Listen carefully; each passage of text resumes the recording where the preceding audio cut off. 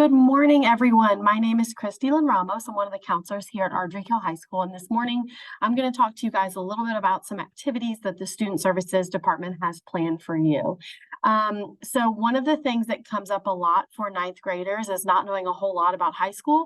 So we want to kind of dispel some of that by giving you some information today and then following up with two activities that could be helpful or important for you. So the purpose of our lesson today is to understand the role of a school counselor. What do we do? How can we help you?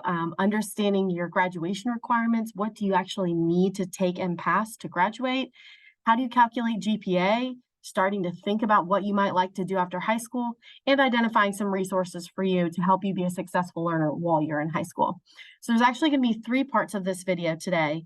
The first one is a lesson, and I use that word lightly. I'm just providing some information, a lesson about all the things I just discussed.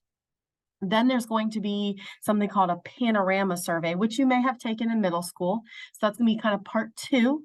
And then part three is going to be something in Naviance, which is a program that we use for college and career and just life planning in general. So that's kind of the three parts of our lesson today. So we're going to start with High School 101, kind of where are we? What are we doing?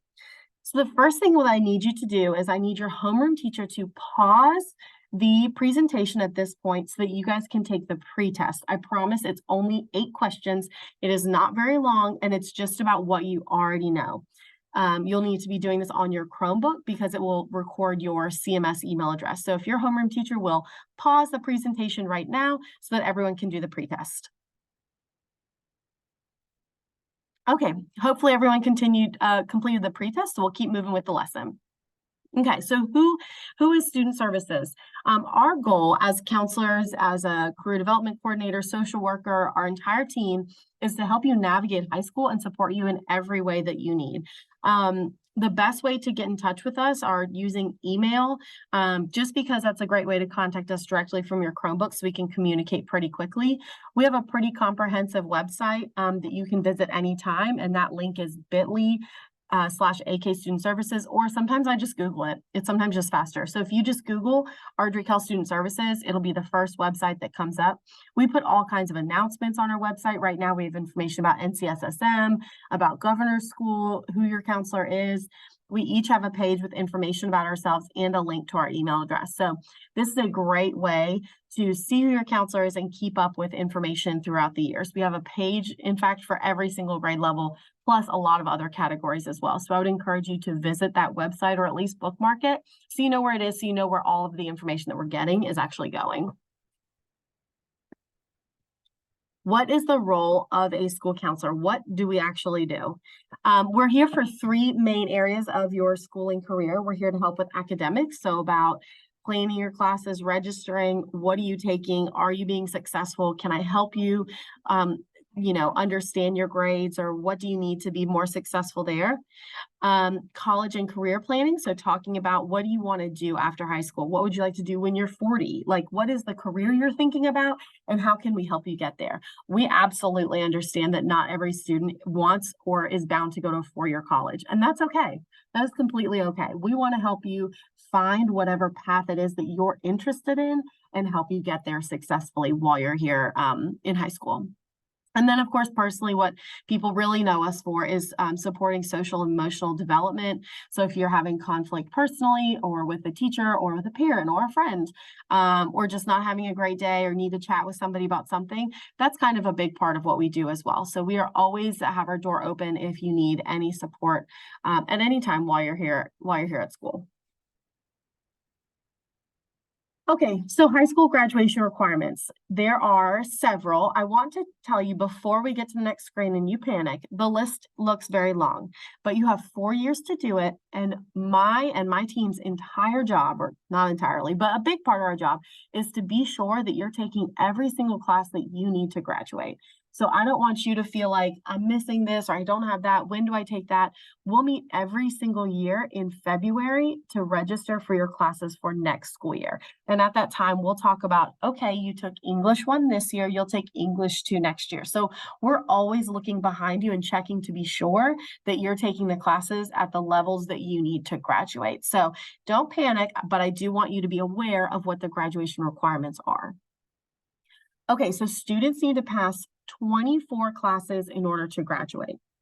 If you take 8 classes a year for 4 years, you might end up with 32 credits, 32 classes, 32 credits, but you only need 24 to graduate.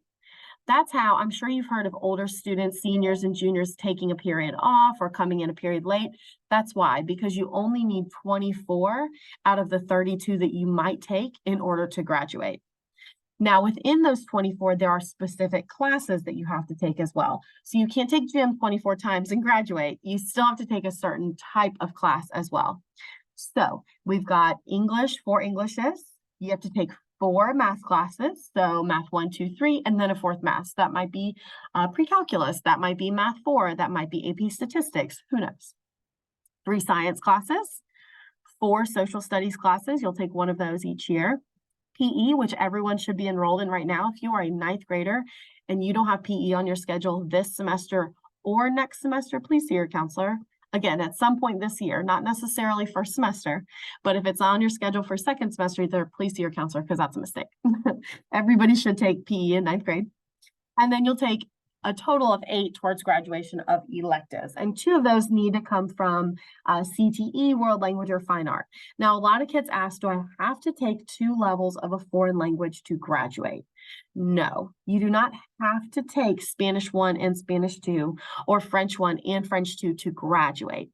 However, most four-year colleges, so if you're considering going to college, once you graduate, they do generally recommend that you take at least 2 levels of a foreign language. So that's kind of the purpose of that.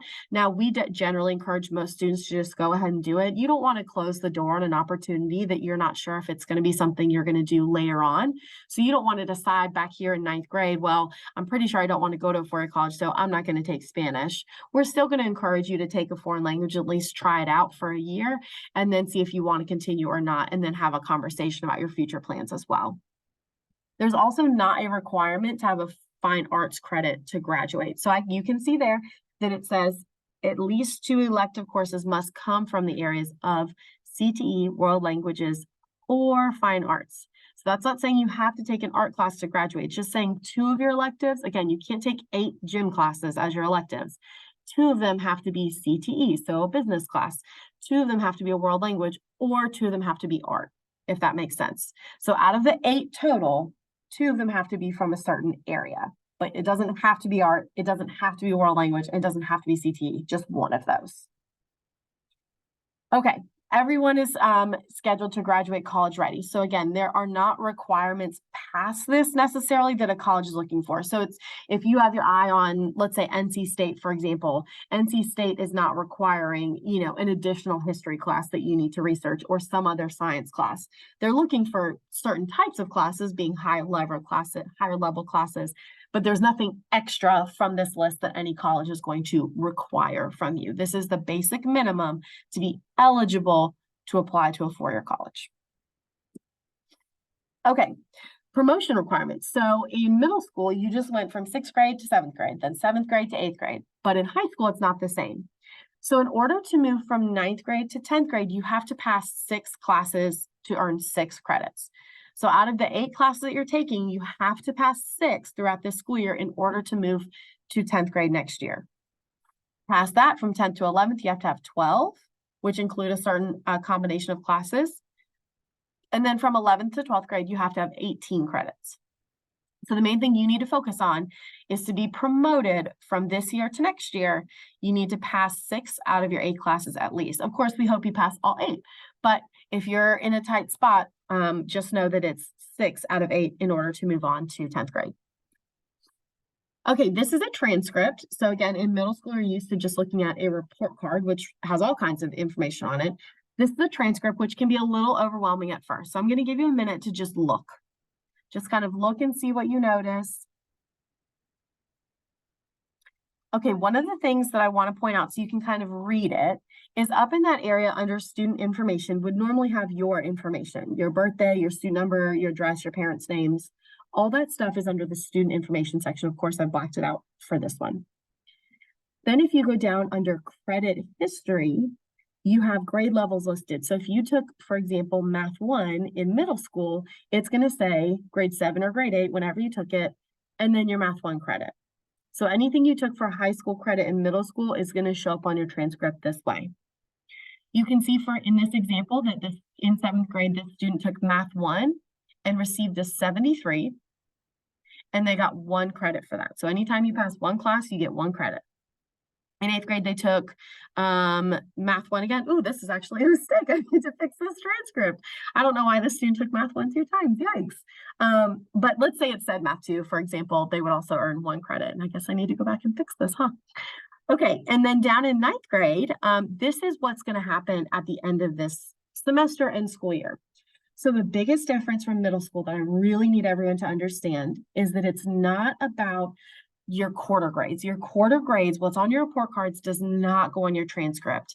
It all adds up to what's on your transcript, but that's not what's reported. You can see, for example, in 9th grade, this student had English 1 honors and received an 85. That is their final grade only. So that's 40% of their first quarter grade, or sorry, 40% of that is their first quarter grade, 40% of that is their second quarter grade, and 20% of that is their final exam grade, or quarter 3 and quarter 4, if it's second semester. So this student in English had an 85 average for the very, very, very final grade. That's the only one we're going to put on a transcript. So for example, if you're in a class right now that you're not doing well in at all, and you're really worried about it, the good news is you have another quarter to really start over and improve that grade to bring up your overall average in the class, and that's the average that's going to go on your transcript. So you can see this student made an 85, which is a B.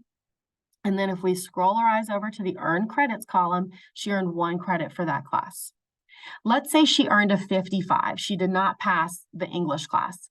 The earned credits would show a 0 because she failed that class. So if you fail a class, you get 0 credits. You didn't earn anything for it. And that takes away from your total number of credits. All right, so you can see the other grades there. Each class earns a certain amount of points towards your GPA, and we'll talk about that in just 1 second, but I'm going to hold off on talking about that right now. I want to show you the second page of a transcript. This student, for example, is in 10th grade. So what happens on your transcript is it just lists out your current courses that you're enrolled in. So this is actually what your transcript looks like right now as a 9th grader. It has no grades listed on it at all, just the names of the classes you're in. You don't even have a GPA right now because you haven't had any final grades. But for this student, it does show their GPA and their class ranking at the bottom of it. And it does show some state test scores as well.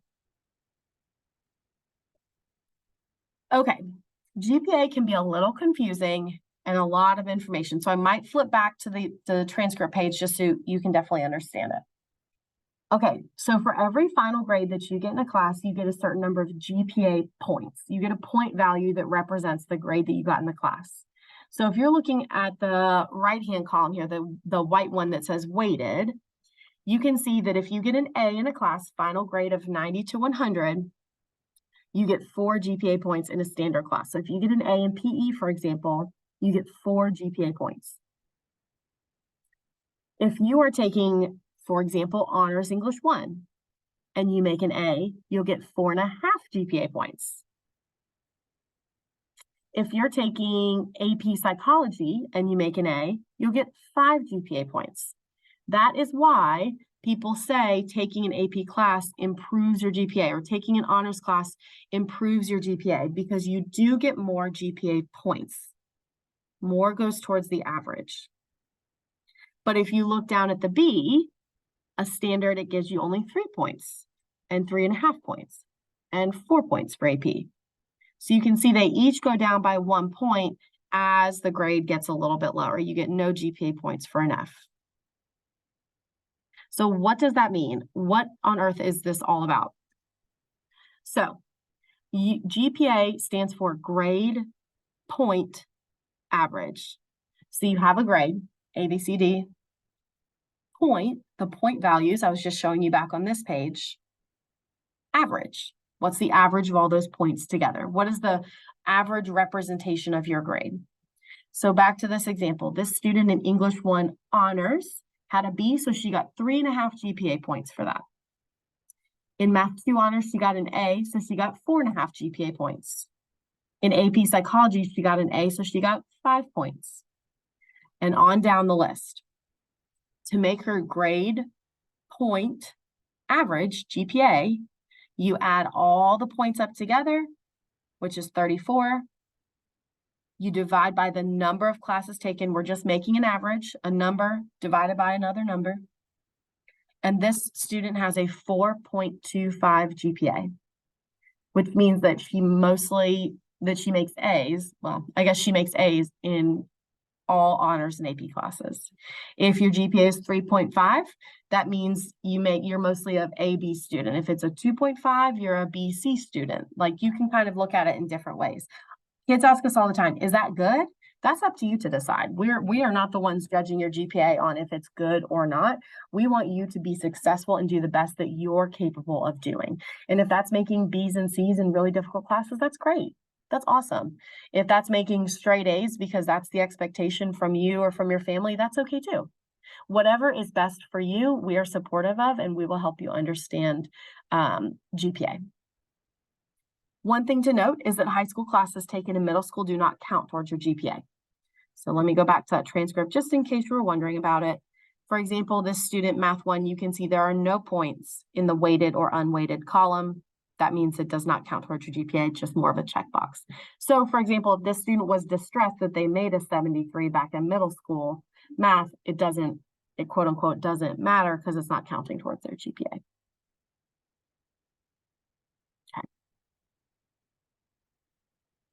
I don't want you to worry about unweighted GPA right now because we're mostly focused in high school and college-bound thinking about weighted GPA. We really want to give you the credit for honors and AP classes if you're taking those. So don't worry about unweighted right now.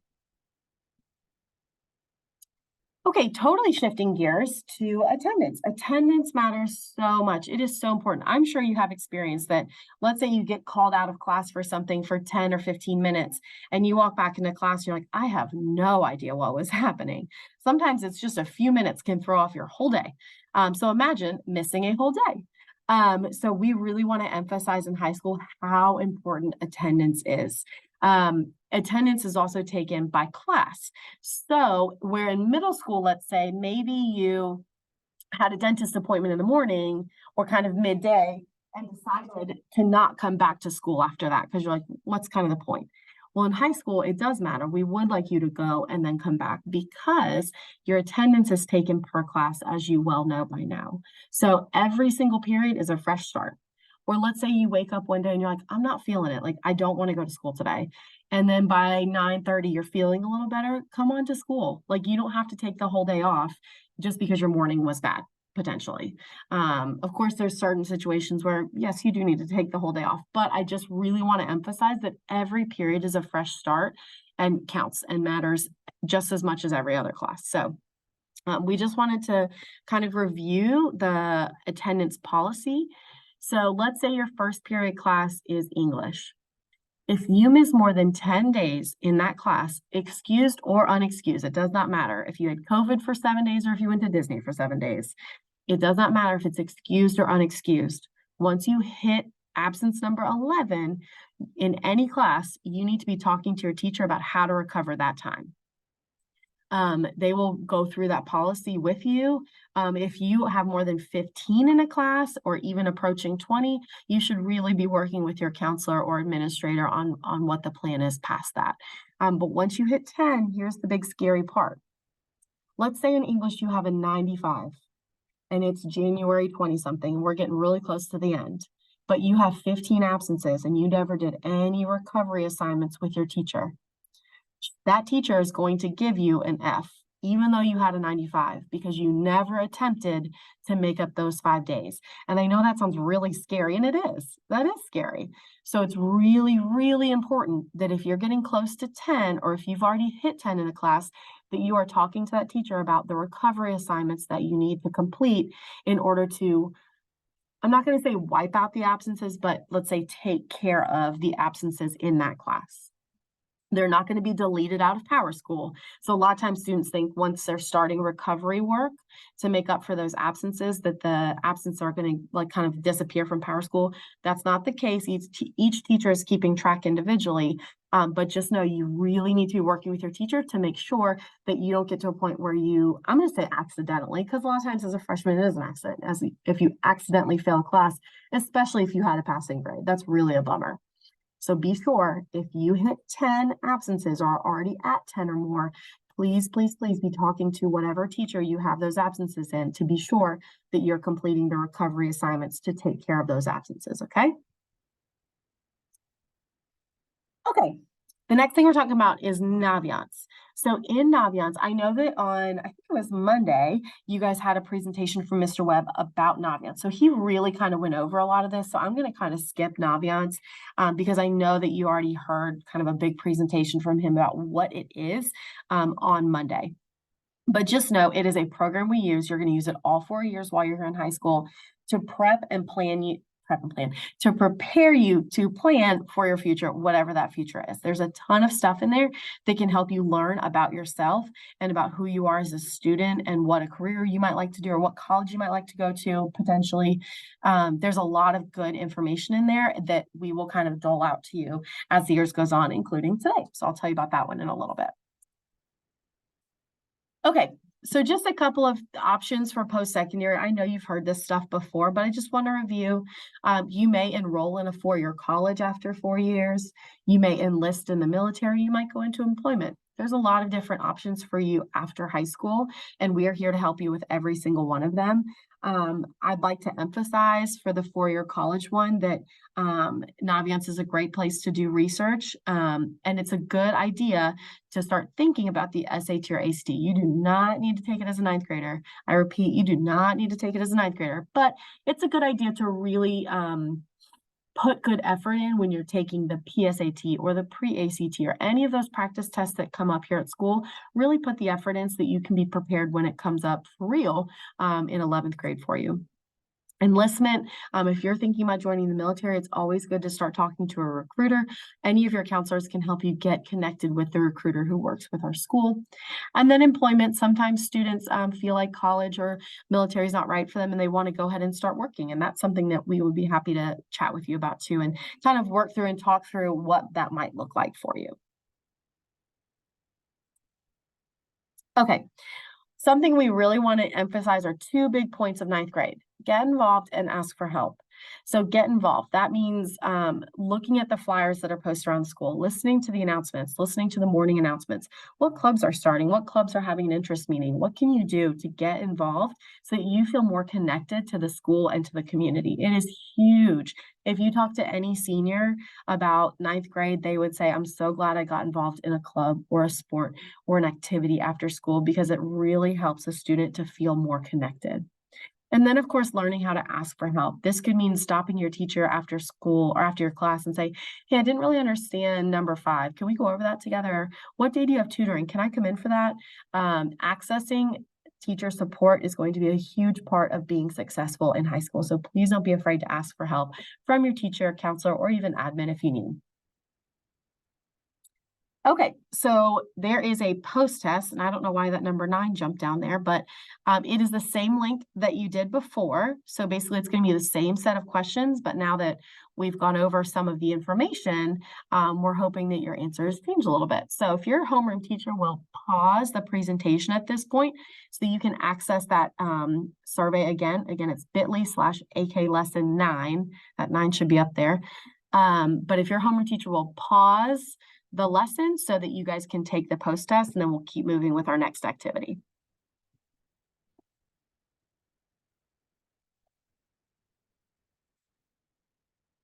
Okay, continuing on.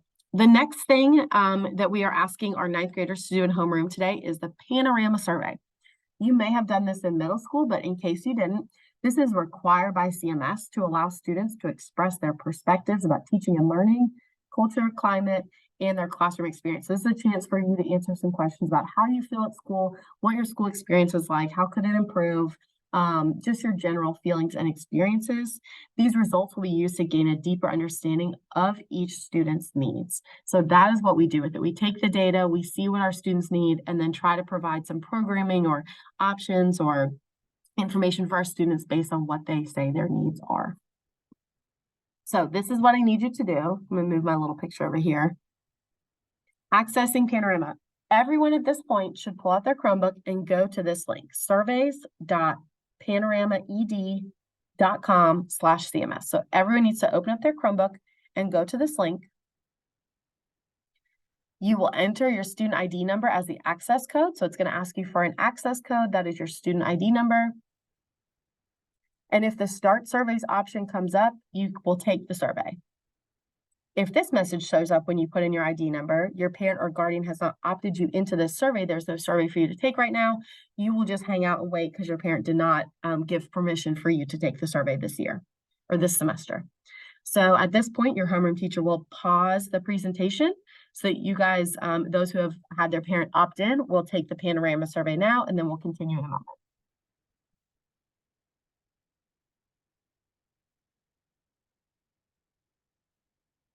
Okay, our last activity is in Navient. So back to this program that we use that really connects you to college, career, life planning. So what I need everyone to do is on your Chromebook, log into Naviance, which is through Launchpad, then NC Ed Cloud, Clever, then Naviance. So I'll give you a moment to do that.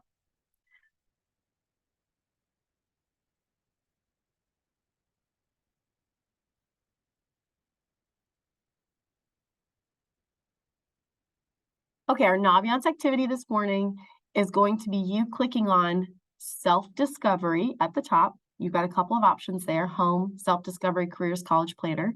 You're going to click on self-discovery and then click learning and productivity assessment to complete. So basically what this is going to be is an assessment where you're going to answer questions. It'll take about 15 to 20 minutes, questions about yourself, your personality, what you're like, and it's going to basically give you some ideas of how you can study better, how you can be more active in class, how you can just be a better student overall based on your personality. So please answer these questions truthfully. We don't do anything with these results, so you don't need to worry about somebody, taking your information and using it against you. This is really just for you to know and understand what you could do to be better as a student. And this is required. So we are asking all ninth graders to log into Naviance, click on self-discovery, and then the learning and productivity assessment. So that is it for us once you guys are completed with that. So a homeroom teacher could pause the presentation at this point so you guys can see the instructions. Again, thank you so much for paying attention and listening and learning from me. If you ever need anything, please do not hesitate to reach out to your counselor. We are here to support you for all 4 years here in high school. I hope everyone has a great afternoon. Thank you.